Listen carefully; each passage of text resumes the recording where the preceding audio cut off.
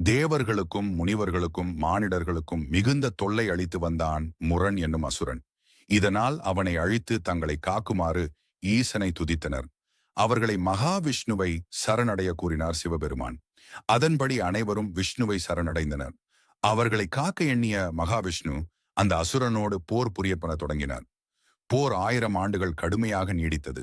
அதன் பிறகு மிகவும் களைப்படைந்தவராய் மகாவிஷ்ணு பத்ரிகாசிரமத்தில் உள்ள ஒரு குகையில் படுத்து ஓய்வெடுத்தார்.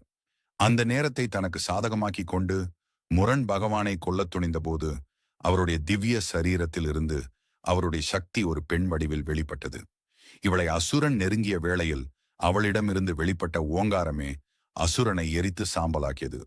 விழித்தெழுந்து நடந்ததைக் கண்ட நாராயணன் அந்த சக்திக்கு ஏகாதசி என பெயரிட்டு, உன்னை விரதமிருந்து போற்றுவோருக்கு நான் சகல நன்மைகளையும் தருவேன் என வரமளித்து தன்னுள் மீண்டும் சக்தியை ஏற்றுக்கொண்டார். எனவே ஏகாதசி எனும் சக்தி விழிப்புடன் இருந்து நாராயணனின் அருளும் வரமும் பெற்ற ஏகாதசி நாளில் நாமும் கண்விழித்து விரதம் கடைபிடித்தால் அவரின் அருள் பரிபூரணமாக கிடைக்கப் பெற்று நீங்கா புகழுடன் வாழ்வோம் என்பது ஐதீகம்.